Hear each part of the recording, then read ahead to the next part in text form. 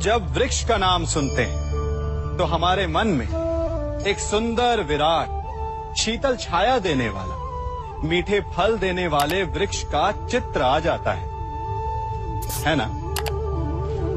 अब तनिक कल्पना कीजिए, यदि वो वृक्ष ना हो, यदि उसकी जड़ें ना हो, तो क्या आपको उसकी ठंडी शीतल छाया का आराम सुख मिलेगा? क्या आपको उसके मीठे फल मिलेंगे? नहीं। अर्थात वास्तविकता वृक्ष के अस्तित्व में है, ना कि उसकी छाया, ना उसके मीठे फलों में। एक मनुष्य अपने जीवन में सदा मान, सम्मान, सुख और संतोष चाहता है, परंतु एक वृक्ष की भांति उसका चरित्र, उसका अस्तित्व होता है। वो चरित्र जड़ होती है जिससे उसकी शाखाएं फूटती हैं और उसे मान, सम्मान के मीठे फल मिलते हैं, सुख की छाया मिलती है। हम सभी प्रतिदिन अपना कार्य करते हैं, तो कभी कुछ अधूरा रह जाता है, तो कुछ भूल हो जाती है, कभी कुछ हानि हो जाती है, और फिर उस भूल, उस हानि के अनुभव की पीड़ा तले हम दब जाते हैं। अब आप लोग कहेंगे कि ऐसा होना तो स्वाभाविक है। यदि ऐसा है तो तनिक सूर्य की ओर देखिए। वो प्रतिदिन अंधकार से लड़ता है और हर रात्रि के पश्चात एक नई ऊर्जा, एक नए तेज के साथ उदित होता है। तो क्यों ना आप भी अपने जीवन की बीती पुरानी बुरी बातों को भुलाकर अपना प्रत्येक दिन नई ऊर्जा, नए जीवन की तरह प्रारंभ करें। विश्वास कीजिए, आपका जीवन सरल हो जाएगा और आनंददायी भी। वृक्ष जब फलता है तो कितना सुंदर लगता है। उसकी डालियां झुक जाती हैं। जितने अधिक फल, उतनी झुकी डालियां। कारण वृक्ष कहता है कि मेरे इन फलों को तोड़ो, उसका आनंद लो। इससे एक ओर हमें वृक्ष के मीठे फल खाने को मिलते हैं, तो दूसरी ओर वृक्ष के स्वयं का बोझ कम हो जाता है। इसी भांति यदि आप सफल हैं तो अहंकारी मत बनिए, विनम्र रहिए। ये विनम्रता ही आपके बोझ को कम करेगी। और यदि आप विनम्र ना रहे, झुके नहीं, तो आप अपनी ही सफलता के फलों के बोझ से टूट कर गिर जाएंगे। समय बदलता है, ऋतुएं बदलती हैं। जब गर्मियां होती हैं तो हम उलाना करते हैं कि बड़ी गर्मी है, बारिशें कब आएंगी। और जब बारिश आती है तब हम कहते हैं कि बड़ा चिपचिप, सर्दियां कब आएंगी। और जब सर्दियां आती हैं तब हम गर्मी की प्रतीक्षा करने लगते हैं। और इसी कारण हम किसी भी ऋतु का आनंद नहीं उठा पाते।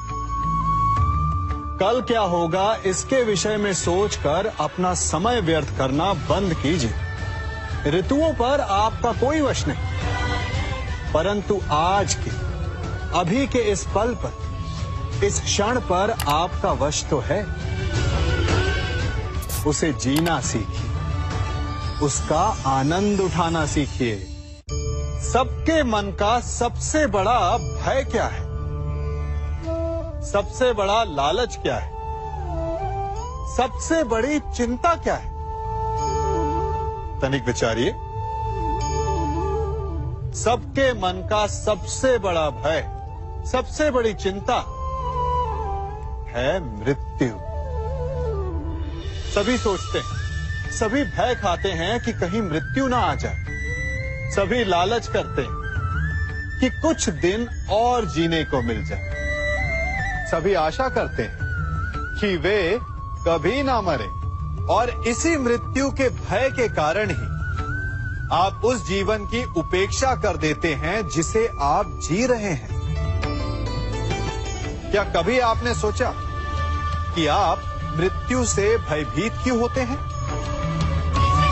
क्योंकि आप जीवन में वो कर नहीं पाए जो आप करना चाहते हैं, और जो आप करना चाहते हैं वो कर पाना तभी संभव होगा जब आप मृत्यु के भय से निकलकर अपने जीवन के हर पल का उपयोग करना सीख जाएंगे।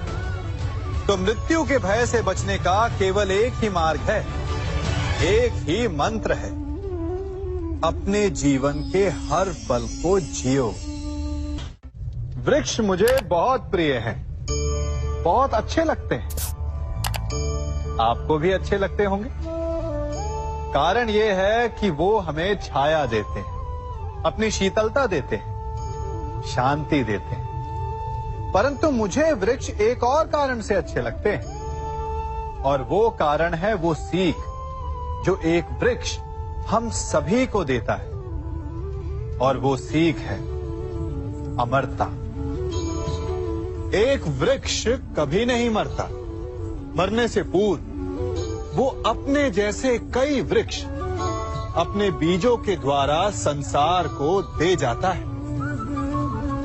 तो अमर होने का केवल एक ही मार्ग है, और वो है जो आपके पास है वो संसार को दो। अपना ज्ञान, अपना अनुभव, अपना आनंद बांटने में कंजूसी ना करें, कभी कृपण ना हो, तो आप संसार में सदा जीवित, सदा अमर रहेंगे। हम सभी घरों में रहते हैं, और अधिकतर लोगों के जीवन का ये एक स्वप्न तो होता ही है कि हमारा अपना घर हो, है ना?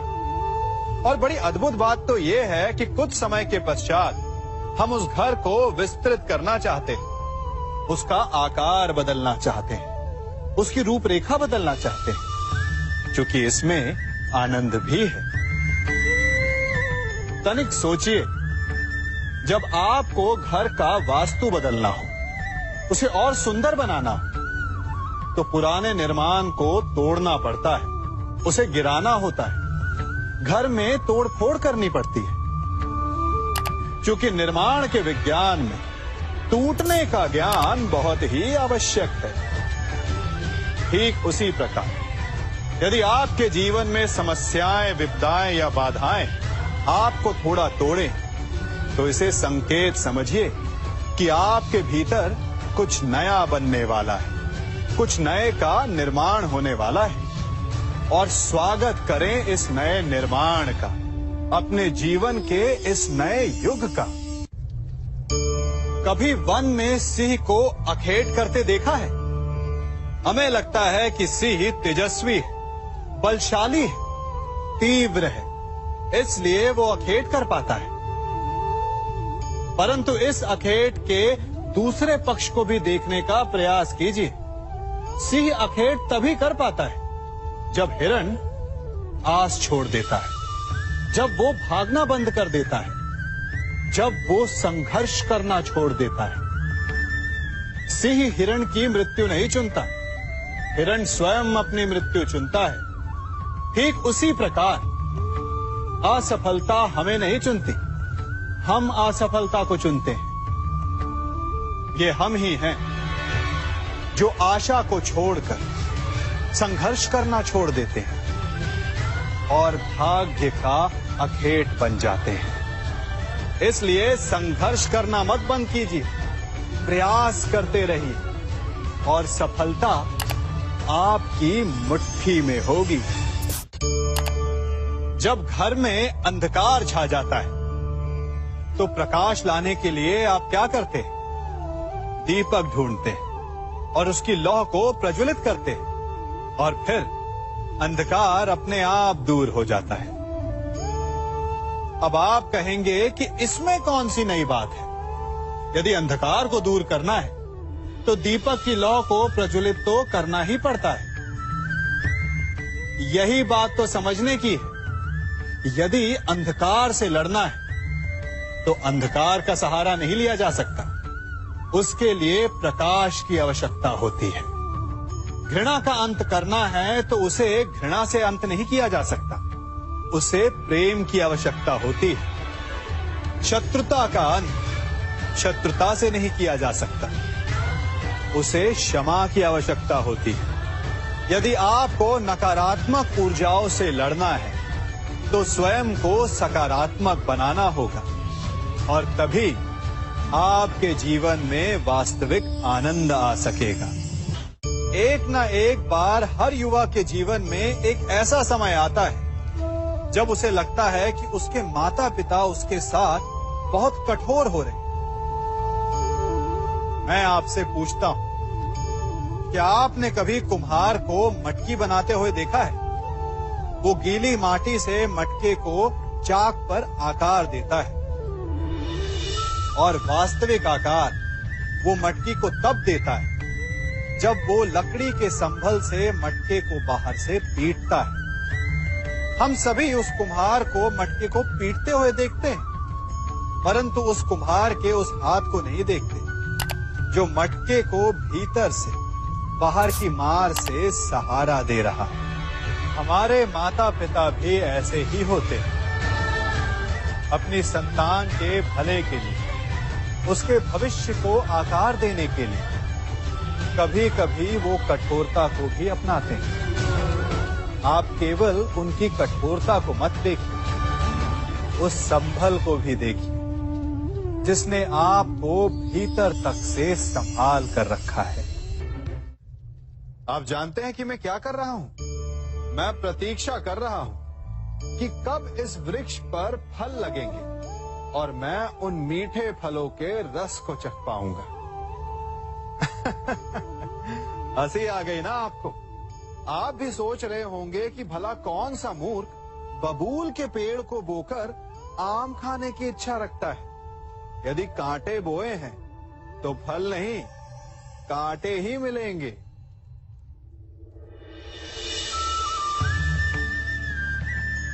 देखा, रक्त बह गया। ठीक ऐसा ही हमारे कर्मों के साथ होता है। हमारे बुरे कर्मों का फल कभी शुभ नहीं हो सकता।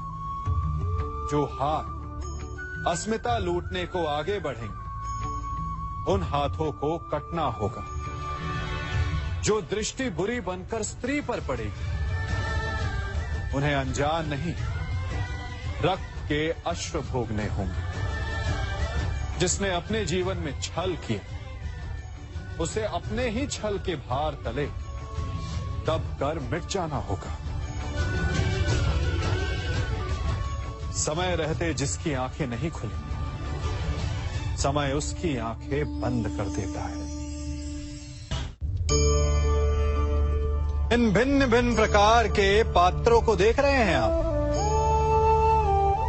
क्या आप बता सकते हैं कि इन पात्रों में क्या रखा है? आपको लग रहा होगा कि इसमें भिन्न भिन्न प्रकार के द्रव्य है ना?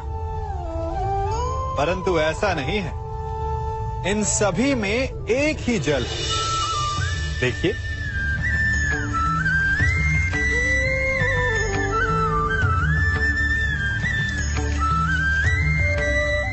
परंतु ये भिन्न भिन्न लगते हैं क्योंकि जिसमें ये जल रखा है उसके रंग को परिभाषित करता है। अब यूं समझिए कि इस पात्र में रखा जल हम हैं और ये पात्र वो संगति है जिसमें हम रहते हैं। हमारी संगति के गुण धर्म हमें, हमारे व्यक्तित्व को, हमारे संप्रेषण को बहुत प्रभावित करते हैं। इसलिए अपनी संगति पर जिनके साथ रह रहे हैं उन्हें चुनने में सावधानी बरतें, क्योंकि जल को अपना पात्र चुनने का अधिकार नहीं, किंतु हमें अपनी संगति चुनने का अधिकार अवश्य है। हम सभी के जीवन के लिए मित्रता बड़ी महत्वपूर्ण है। हम सभी अपने जीवन में अपने अपने मित्र चुनते हैं। मित्र वो होता है जिसके साथ रहने में, जिसके साथ समय बिताने में आनंद मिले। किंतु क्या मित्रता का अर्थ केवल इतना ही है? मित्रता होनी चाहिए जल और दूध की भांति।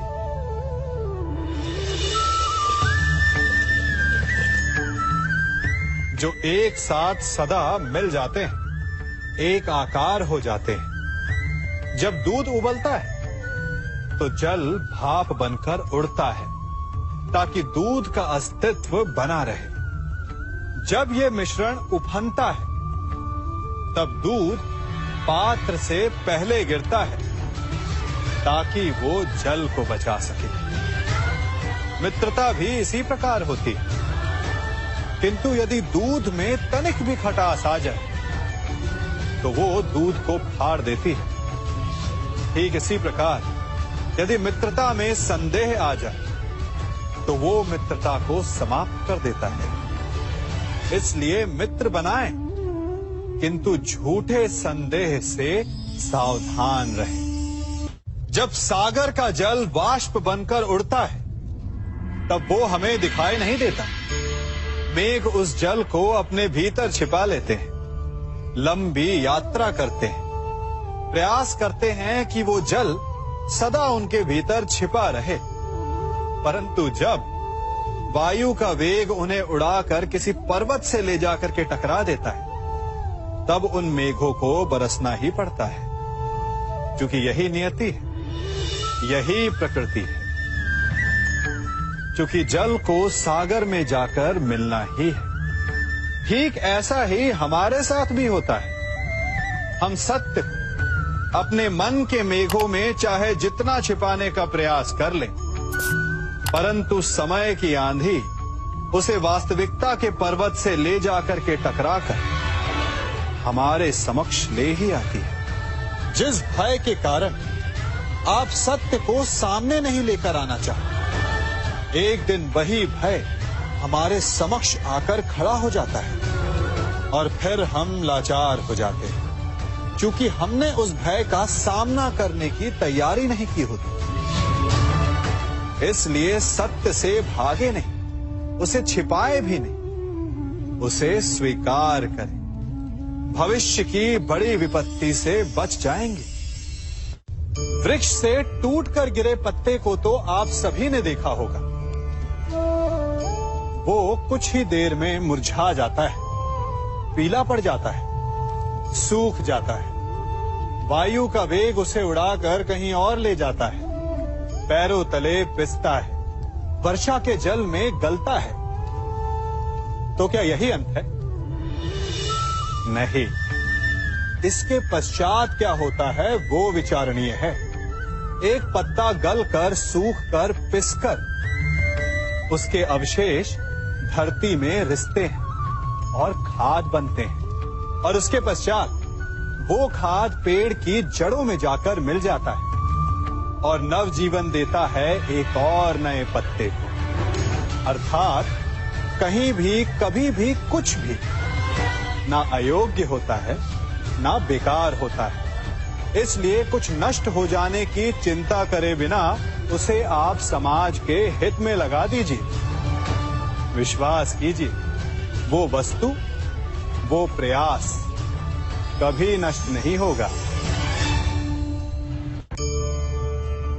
कंकड़ों से बचने के लिए हम पदवेश पहनते हैं, भिन्न प्रकार के जूते पहनते हैं, और अच्छे जूते पहनकर कांटों के मार्ग पर चलना सरल हो जाता है।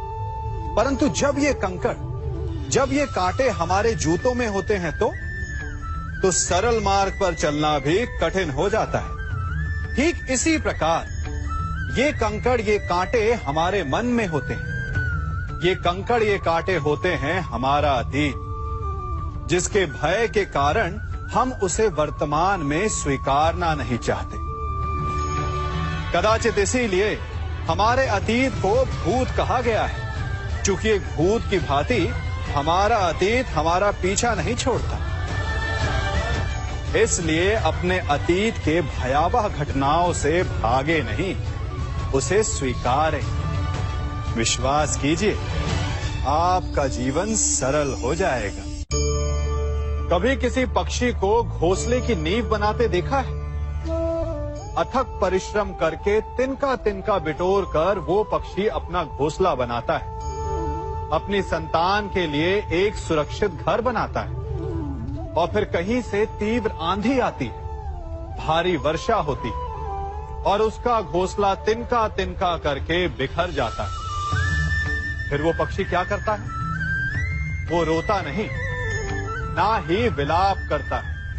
वो बिना विलंब करे फिर से अपना घोंसला बनाना प्रारंभ कर देता है और सफलता पाता है। फिर हम क्यों छोटी छोटी असफलता से भयभीत होकर परिश्रम करना छोड़ देते हैं? एक बात सदा स्मरण रखिएगा, हर वृक्ष कुल्हाड़ी की एक मार से नीचे नहीं गिरता, हर चट्टान घन के एक प्रहार से नहीं टूटती। सफलता पाने के लिए अनावरत परिश्रम करना ही मात्र एक मार्ग है। स्वीकारण, सत्य का स्वीकारण मनुष्य के लिए बहुत ही महत्वपूर्ण है। जब तक मनुष्य सत्य को स्वीकार नहीं करता, उसे असत्य से लड़ने की शक्ति प्राप्त नहीं होती। जब आप भोजन करते हैं तो क्या होता है? आपका पेट स्वीकारता है कि वो भर चुका है और आप भोजन करना बंद कर देते हैं। जब आपको निद्रा आती है तो क्या होता है? आपका मन स्वीकारता है कि आपका शरीर थक चुका है और उसे विश्राम की आवश्यकता है। उसी प्रकार जब आपको किसी व्यसन को रोकना हो तो आपको स्वीकारना पड़ता है कि बहुत हो चुका, चाहे वो लालच हो या मदिरापान। उस व्यसन का त्यागना तभी प्रारंभ होता है जब आप ये स्वीकार कर लेते हैं कि आप उस व्यसन के बंधक हैं। आप इन दो पात्रों को देख रहे हैं। मेरे इस पात्र में जल है और ये पात्र मिष्ठान से भरा हुआ है। दोनों ही पात्र भरे हैं, परंतु देखिए, मिश्री को जल में मिला दिया, जल ने मिश्री को अपना लिया, मिश्री ने अपना अस्तित्व खो दिया।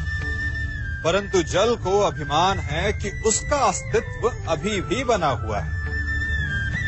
परंतु जो इस जल को चखेगा उसे अवश्य पता चल जाएगा कि ये जल अब वो जल नहीं रहा, ये अब शरबत बन गया।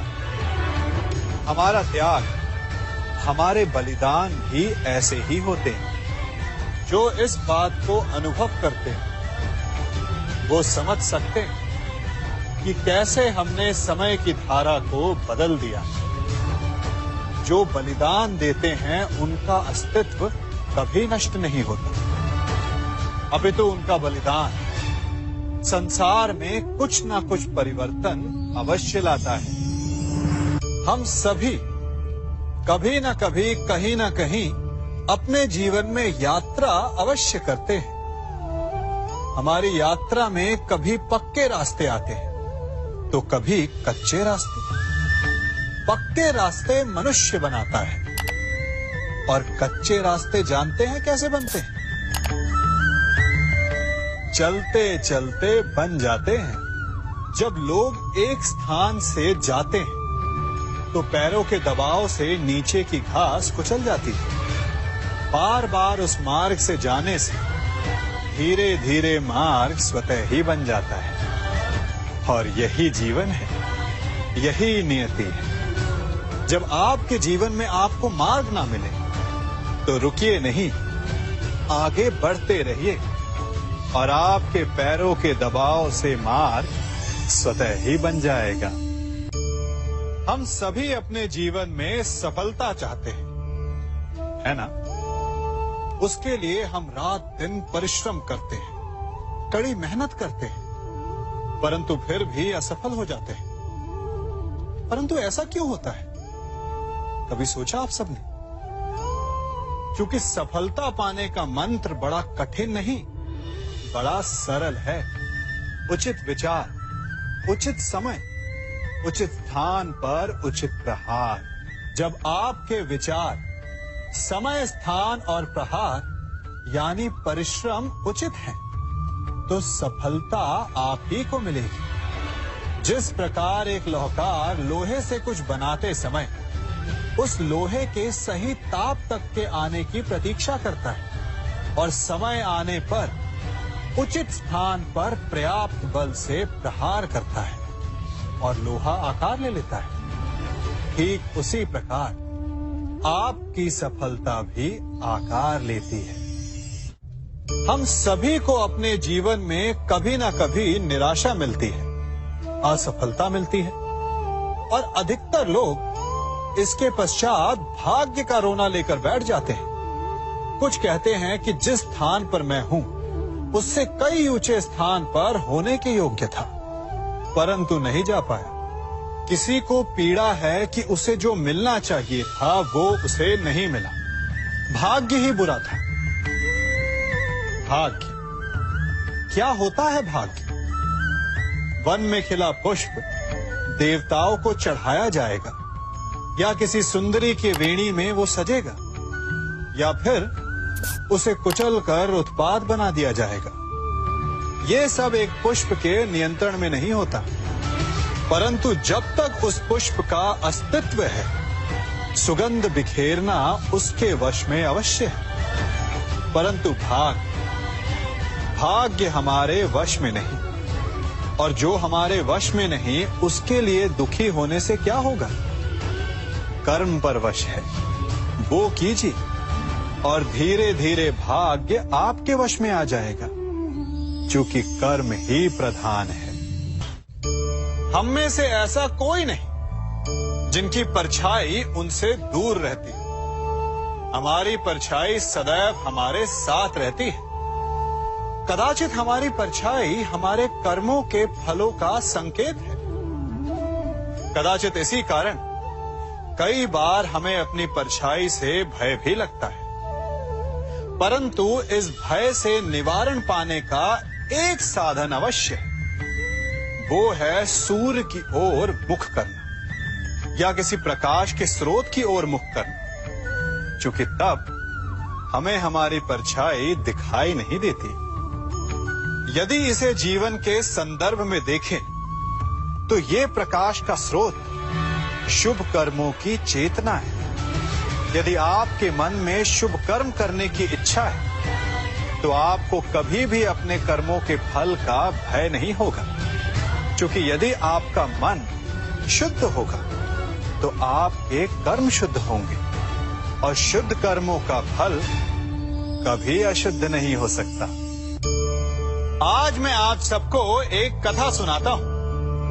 एक दिन प्रातः एक व्यापारी अपने घर से निकला। घर से निकलते ही एक बिल्ली ने उस व्यापारी का मार्ग काट दिया। व्यापारी घबरा गया। वो फिर से घर लौट गया और शुभ घड़ी की प्रतीक्षा करने लगा। और जब वो पुनः अपने घर से निकला तब वो वाहन जा चुका था जिससे राजा तक पहुंचकर उसे भेंट देनी थी। राजा को भेंट नहीं मिली। राजा क्रोधित हो गए। राजा ने उस व्यापारी का व्यापार बंद करवा दिया। इस कारण व्यापारी क्रोधित होकर घर पर अपनी पत्नी से लड़ बैठा। पत्नी अपने बच्चों समेत मैके वापस चली गई, और उस व्यापारी के जीवन में यदि कुछ रह गया था तो केवल अंधकार। और इन सब का कारण वो उस बिल्ली को मानता रहा जिसने उसका मार्ग काटा था। ऐसा ही एक दूसरा व्यापारी राजा को भेंट देने निकला, और उस व्यापारी का मार्ग भी एक बिल्ली ने काट दिया। वो व्यापारी तनिक घबराया, परंतु उसने आगे बढ़ना अधिक उचित समझा। राजा तक वो समय पर पहुंचा। उसने राजा को भेंट की। राजा प्रसन्न हुए और राजा ने व्यापारी को अपना व्यापार बढ़ाने की अनुमति दी, स्वर्ण आभूषण दी। जब व्यापारी घर पर पहुंचा तो पत्नी को आभूषण और अपने बच्चों को देने के लिए वस्त्र थे उसके पास। हर ओर प्रसन्नता थी। समझ रहे हैं ना? दोनों के साथ एक ही प्रकार की घटना हुई, परंतु दोनों की प्रतिक्रिया भिन्न थी। ऐसा ही हमारा जीवन भी है। हमारे जीवन में प्रारब्ध का अपना स्थान है, परंतु उससे कई अधिक महत्वपूर्ण हमारी प्रतिक्रिया, हमारे सोच का प्रभाव है। क्योंकि यही हमारे जीवन को आकार देते हैं। इसलिए अपनी सोच को सकारात्मक रखिए। आपका जीवन सदैव आनंदमय रहेगा। कभी किसी सुरंग से बाहर निकले हैं आप? कैसा ना भूल पाने वाला अनुभव होता है ना? कितना भयावह अनुभव होता है। मानो हर पल ऐसा लग रहा होता है कि यदि इस सुरंग में बंद हो गए तो क्या होगा? कैसे निकलेंगे इस सुरंग से? सर्वत्र अंधकार होता है। परंतु यदि आप ध्यान से उस सुरंग के मुखाने पर देखें तो वहां सदा प्रकाश होता है, और उस प्रकाश तक वही पहुंच पाता है जो सुरंग की छोर तक पहुंच पाए।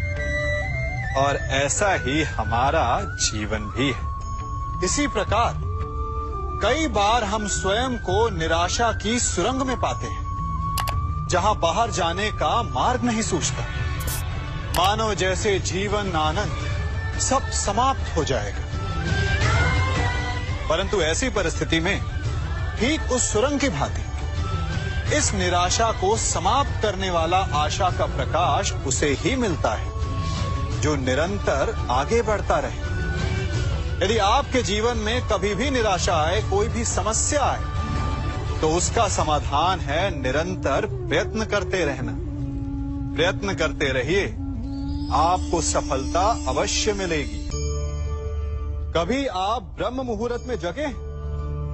जगकर देखिए, संध्या होने के पश्चात जब रात्रि का अंधकार सारे संसार को धीरे धीरे अपने अंधकार में निगलने लगता है, तो यही अंधकार ब्रह्म मुहूर्त में भोर होने से ठीक पूर्व तनिक अधिक काला हो जाता है। कुछ समझे? हमारा जीवन भी कुछ ऐसा ही होता है।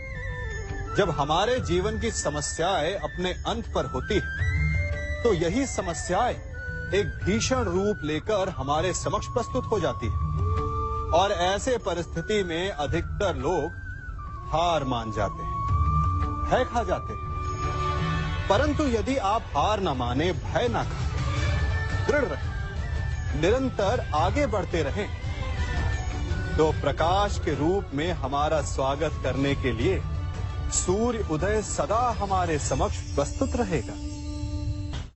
आपने बरगद के वृक्ष को देखा है?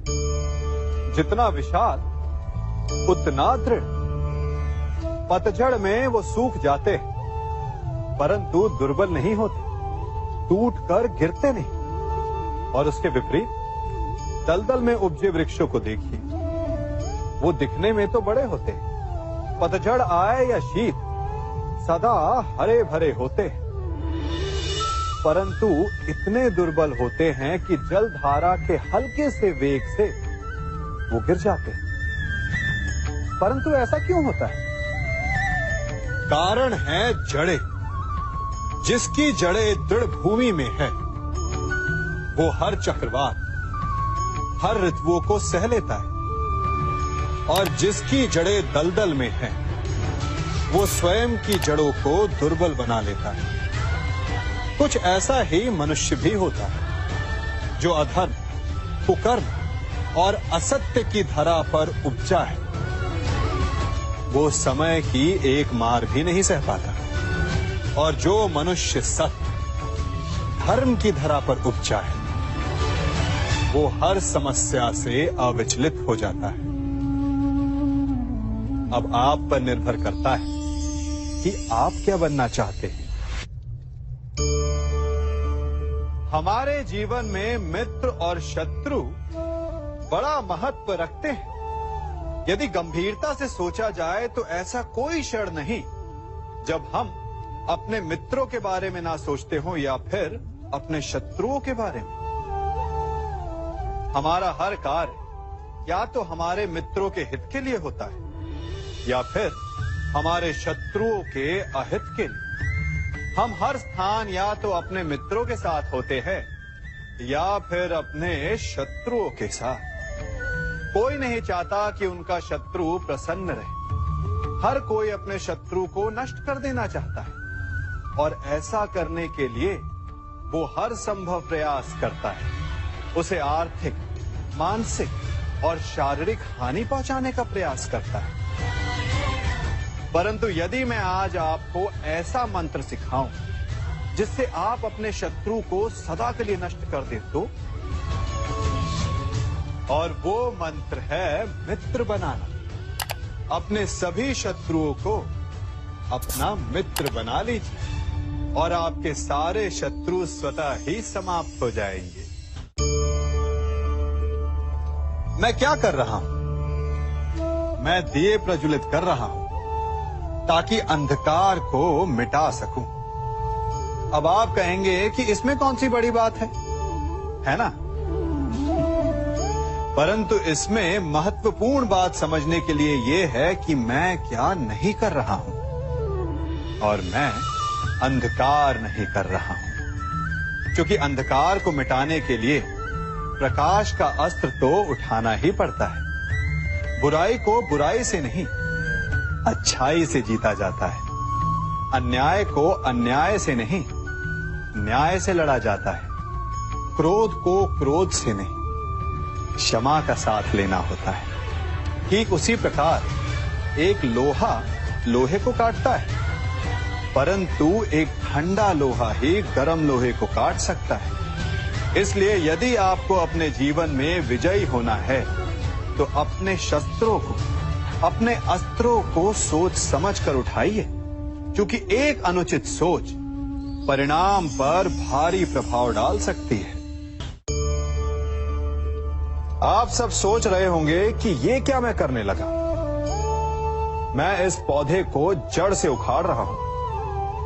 आश्चर्य हो रहा है ना कि एक पौधे को उखाड़ना या काटना ना केवल एक अपराध है अपितु पाप भी है।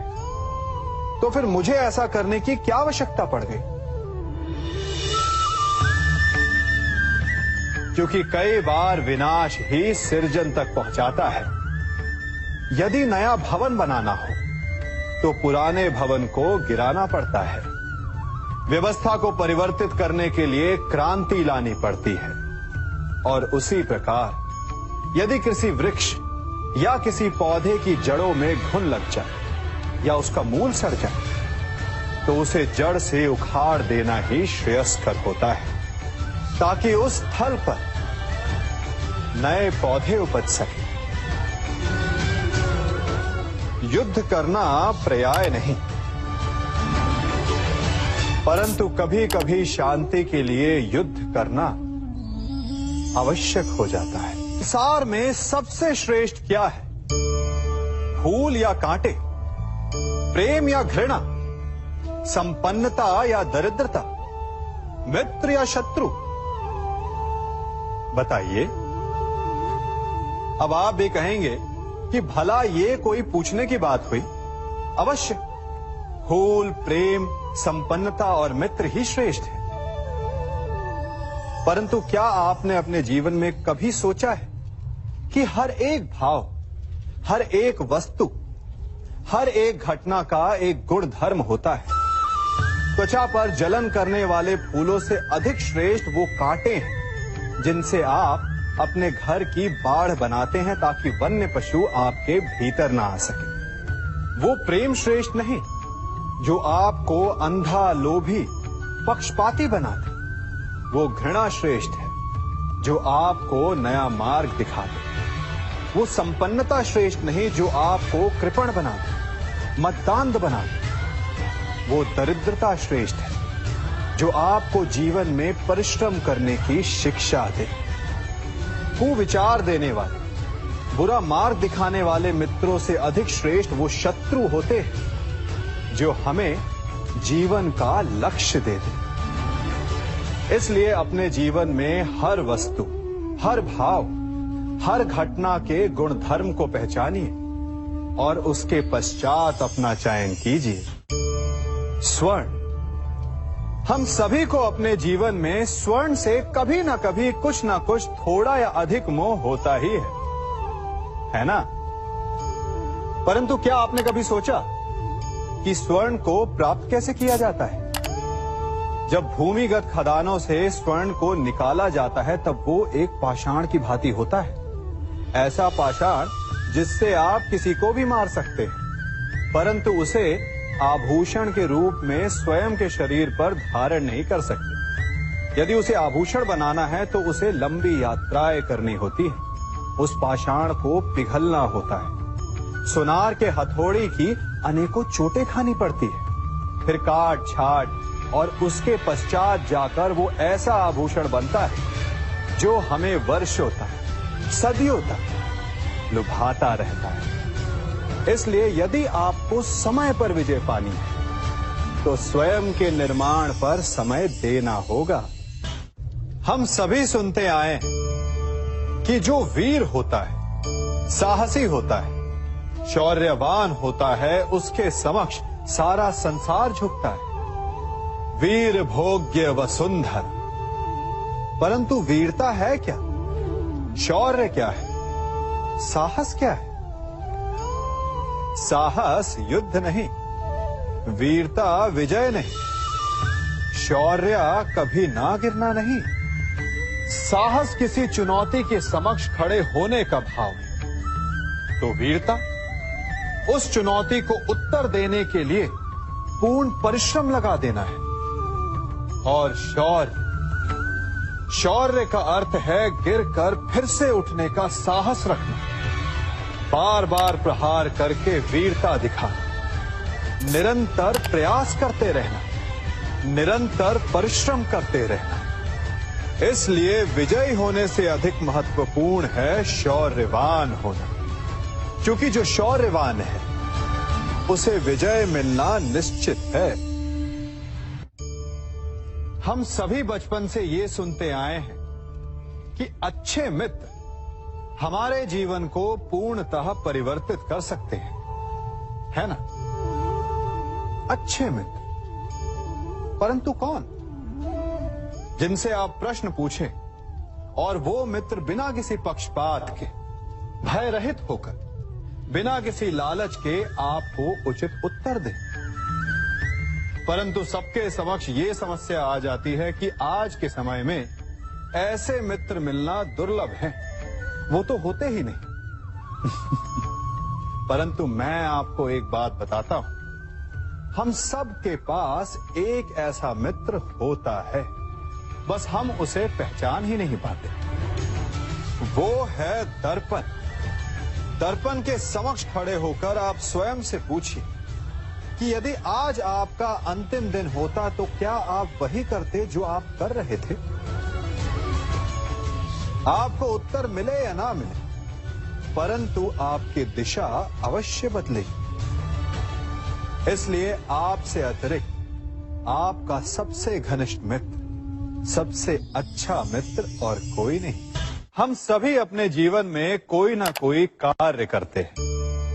कार्य करते हैं तो थकान की अनुभूति होती है, और यदि थकान ना उतरे तो कार्य करने का मन नहीं करता।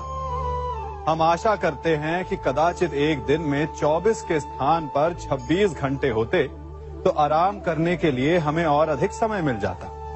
हमें ऐसा अनुभव होता है कि हम बहुत अधिक कार्य कर रहे हैं, है ना? परंतु क्या आपने कभी सोचा है कि जो लोग संसार में सफल हैं, उनके पास भी सफल होने के लिए दिन में केवल 24 घंटे थे? तो फिर वो सफल क्यों है? इसका एक छोटा सा रहस्य है।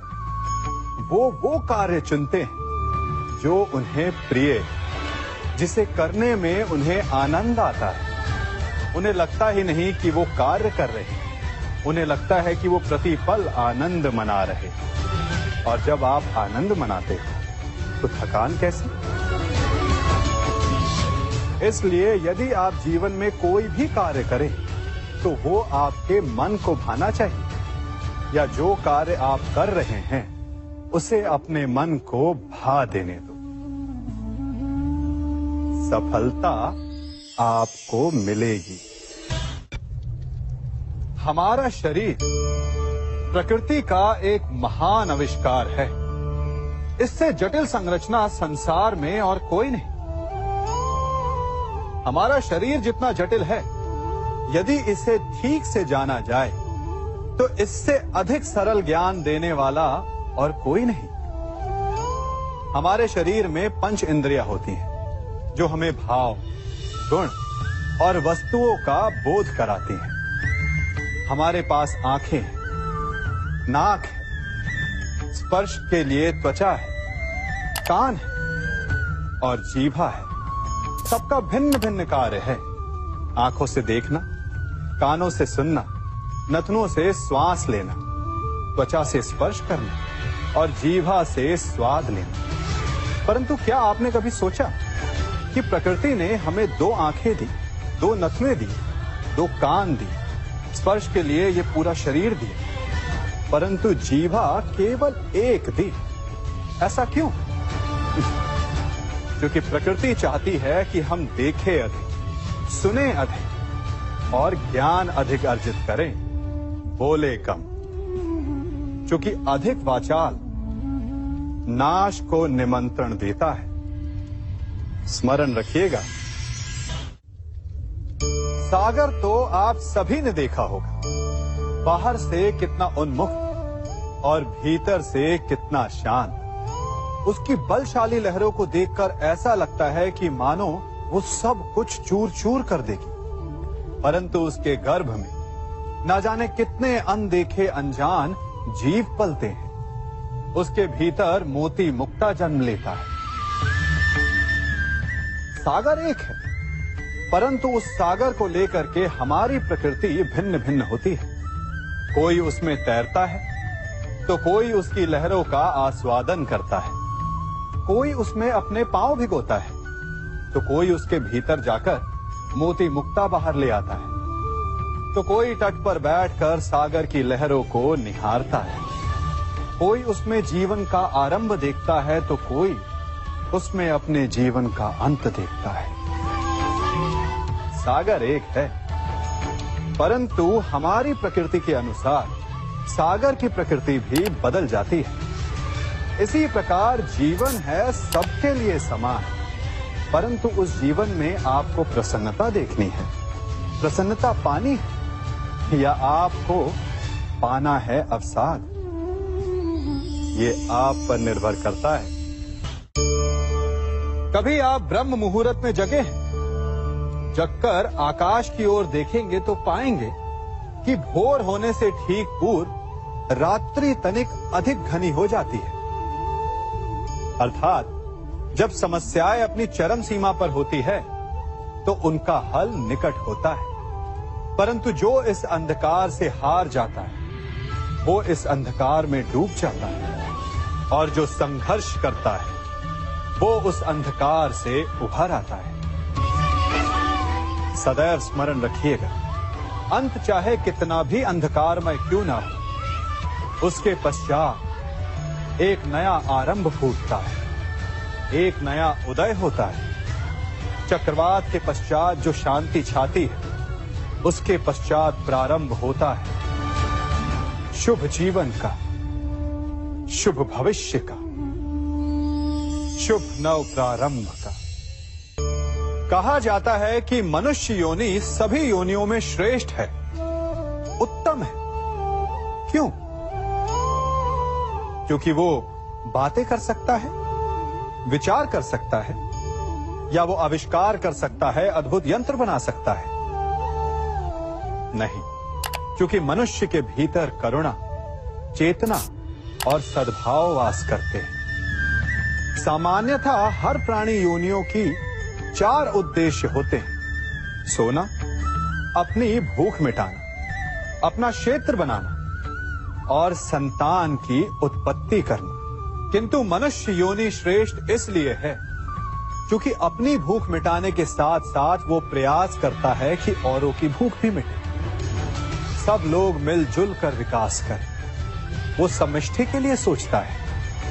अपने आप चरना तो पशु की प्रवृत्ति होती है, परंतु दूसरे के लिए स्वयं का बलिदान कर देना, दूसरे के दुख को समझने की करुणा, यही प्रवृत्ति एक मनुष्य को भिन्न बनाती है। जिस दिन मनुष्य के भीतर करुणा लुप्त हो जाएगी, उस दिन वो मनुष्य सामान्य